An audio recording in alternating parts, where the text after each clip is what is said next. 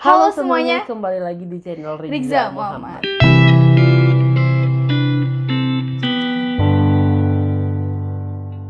Bagi kalian yang tahu nih, terutama penonton Indonesia, kan sirkuit Mandalika kompetisi MotoGP ya kan, Iya, baru aja MotoGP. berlangsung beberapa waktu yang lalu. Nah, tiba-tiba muncul pula video bos Sepang terkejut lihat sirkuit Mandalika, perbandingan sirkuit Mandalika. Mungkin ini perbandingannya dengan Malaysia ya. Kita mau lihat juga nih, bagaimana sih yang di Indonesia dengan yang di Malaysia. Oke, langsung saja kita reaction. Sebelum itu jangan lupa follow Instagram kita di atas dan jangan lupa juga bantu like, komen, dan subscribe. Akhirnya nih, sirkuit Mandalika kini siap digunakan. Tentu saja hal ini menjadi kabar baik. Berarti video ini waktu belum sirkuit Mandalika diklaim memiliki beberapa kelebihan. belum bermulai Indonesia menjadi kompetisinya. tuan rumah, ternyata membuat bos sirkuit Sepang Malaysia, Raslan Razali, jadi khawatir. Ya, seperti yang kita tahu, selama ini Malaysia menjadi negara Asia Tenggara yang konsisten menggelar ajang MotoGP dengan penonton yang cukup banyak. Razali tak mau hadirnya Indonesia malah mengubah posisi nyaman yang dipegang Malaysia. Lantas, seperti apa sih sirkuit Mandalika sekarang? Mari kita lihat perbandingan sirkuit Mandalika Indonesia versus Sepang Malaysia. Mandalika Grand Prix Association, yang tak lain ialah anak perusahaan Indonesia Tourism Development Corporation atau ITDC, bakal menggelar ajang balap motor MotoGP. Karena ITDC memiliki latar belakang pariwisata, maka sangat diharapkan Indah mampu banget mengkolaborasikan Indonesia antara pariwisata dan olahraga terkhusus MotoGP.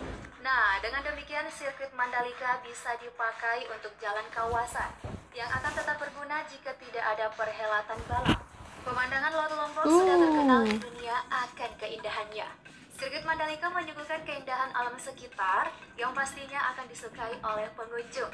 Ya, setidaknya ada tempat untuk cuci mata selain melihat aspal balapan. Misalnya ada panorama keindahan sirkuit yang berada di pinggir laut. Aku nggak nonton loh kemarin. Aku juga nggak nonton. Jelas mengalahkan sirkuit Sepang yang hanya berada di tengah kota. Pemandangan lautnya bisa menjadi daerah wisata baru di Indonesia.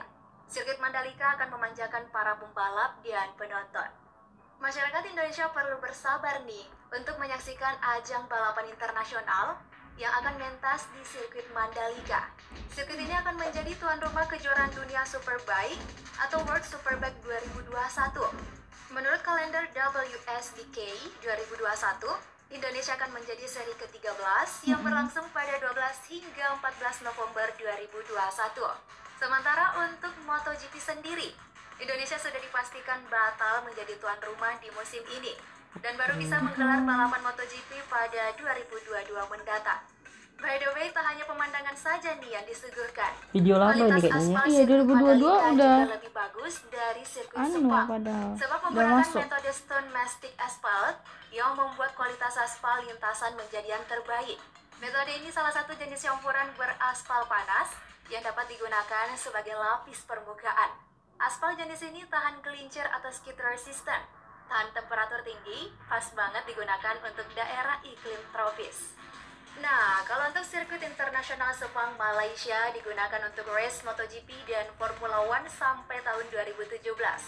Sirkuit internasional Sepang bahkan sudah digunakan untuk Grand Prix sejak 1999. Lama banget Sirkuit ya. ini didesain oleh seorang arsitek sirkuit Jerman terkemuka, yakni Hermann Tilke.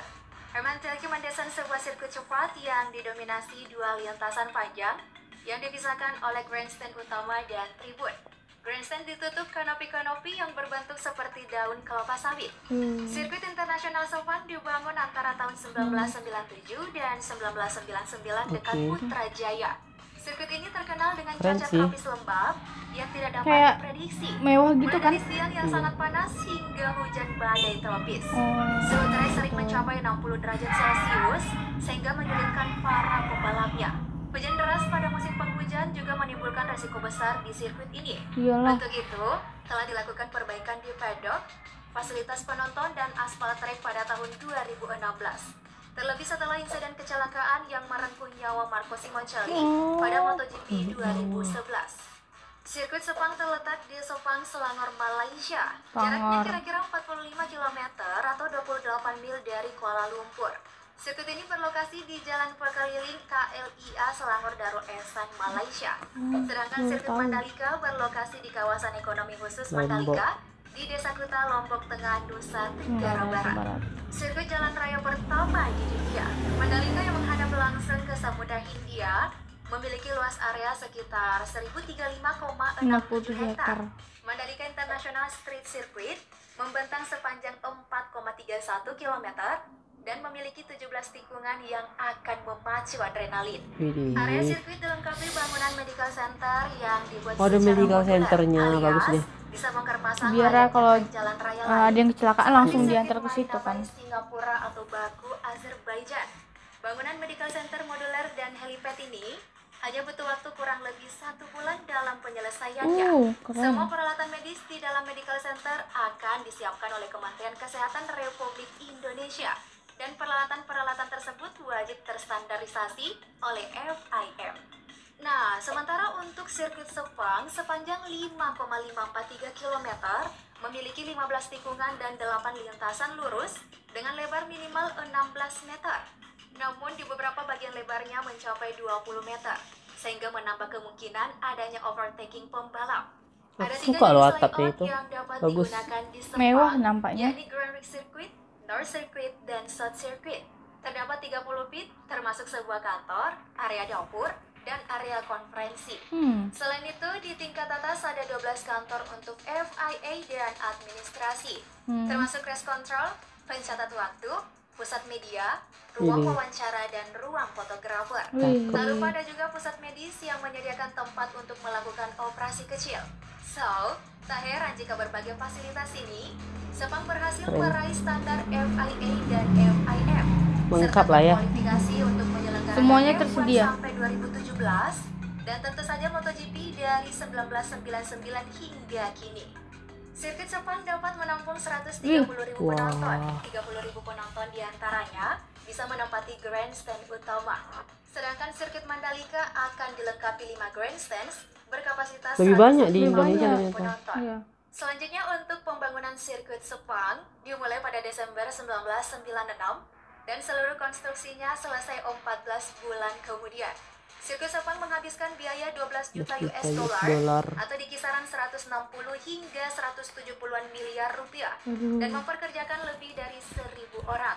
Pembangunan sirkuit kelar pada November 1998 dan sebulan kemudian sirkuit pun sudah menyelenggarakan balap pertamanya.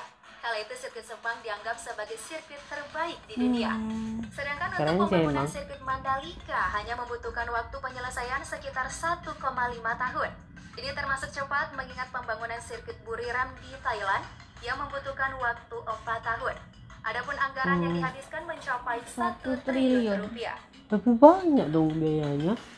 Tapi emang sih dari segi penonton aja kan berarti lebih besar dong. Dan biayanya. juga pekerjanya kan banyak. Ternyata lebih besar di sirkuit Mandalika ya. Aku kira tadi di Sepang lebih besar. Tadi karena nengok 130.000 penonton itu aja udah kayak wow. Ternyata berbeda ya, lebih banyak yang di Sepang gitu kan. Lebih banyak di Oh iya, Mandalika. kebalik lebih banyak di Mandalika tuh 150.000 penonton. dan itu biayanya di Mandalika kalau nggak salah 1 triliun. Iya, 1 triliun. ya 1 triliun dan Di Sepang itu itu 160 sampai 170-an miliar. Tapi lengkapnya sih di Sepang ya, tadi ya ada medis. Makanya tadi juga disebutkan terbaik juga lah, salah satu yang terbaik di Asia. Lengkap sih fasilitasnya ya, tadi ada medis, terus ada beberapa untuk Yang office-office-nya iya, juga lengkap office-nya, apa. terus ada tempat foto juga katanya gitu lah. Ya seperti aku bilang tadi, aku suka sama atapnya itu kayak Mewah gitu ya. daun keladi ya kalau sebelum tadi, nggak salah ya. Kayak ada di Arab-Arab gitu. Iya itu Iya kan? ada dia gitu.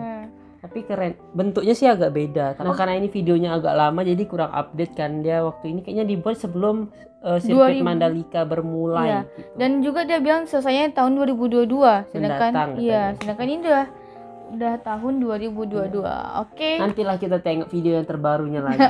Oke, buat kalian terima kasih udah nonton video ini sampai akhir. Jangan lupa untuk tonton video kita di sini. Dan jangan lupa juga bantu like, komen, dan subscribe.